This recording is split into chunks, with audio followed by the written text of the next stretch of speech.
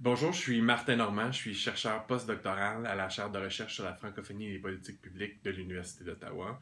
Je suis politologue, je travaille sur les questions liées à la mobilisation, à l'action collective, à la capacité d'agir des minorités linguistiques, particulièrement au Canada, mais je travaille aussi sur les instruments de politique publique qui permettent de mettre en œuvre les obligations linguistiques qu'ont les gouvernements au Canada et dans d'autres juridictions aussi.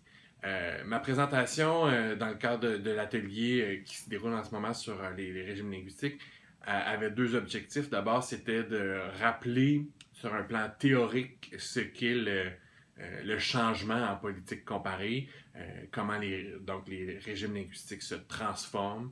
Donc, ça m'amenait sur les pistes du path dependency, la dépendance au sentier, c'est-à-dire qu'une fois qu'on a pris un choix sur la direction que prendra le régime à un moment précis, il est difficile de s'éloigner de cette piste-là à mesure qu'on prend des décisions et qu'on continue d'évaluer sur cette piste-là jusqu'à ce qu'on arrive à un moment critique où il y a où il y a une transformation importante.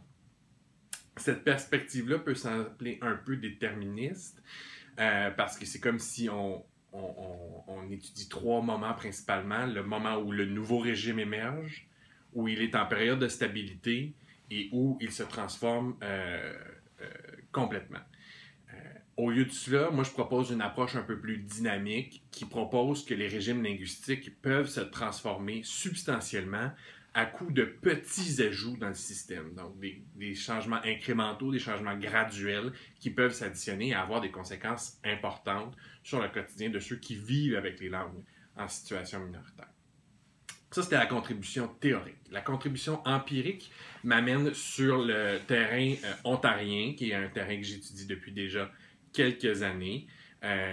C'est-à-dire qu'en Ontario, on part du fait qu'avec la Constitution canadienne, on s'est aligné avec la tradition canadienne en matière de langue qui est liée au fédéralisme, qui est liée au compromis politique, mais qu'on ajoute à ça aussi dans le contexte ontarien une culture politique particulière liée au pragmatisme, c'est-à-dire qu'on prend des décisions quand c'est pratique de le faire, quand c'est possible de le faire, sans nécessairement brusquer la majorité.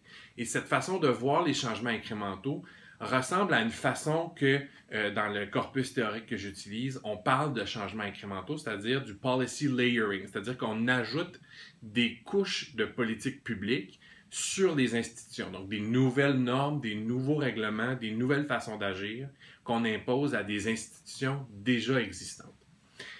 Donc le pragmatisme et le policy layering se rejoignent d'une certaine façon dans le cas ontarien. Comprendre qu'en Ontario, on est parti d'une situation où on a cherché à contraindre la langue au début du siècle, de limiter la place du français dans l'espace public en Ontario, à une situation où le français est une langue légitime dans l'appareil public aujourd'hui. Il y a encore des défauts, on s'entend, il y a encore de la mobilisation linguistique, on s'entend, mais on est parti d'un contexte de contrainte à un contexte de légitimité. Et tout ça en ajoutant des nouvelles normes aux institutions existantes plutôt qu'en réformant complètement le système. Et je propose qu'il y a trois grandes innovations de politique publique ici. La désignation d'institutions et de régions qui se retrouvent dans la loi sur les services en français. L'offre active, qui est une façon d'assurer la prestation des services en français auprès du public. Et le commissariat aux services en français, qui était un nouvel acteur qui permet de vérifier la mise en œuvre de ces normes-là et de proposer des nouvelles pistes de politique publique.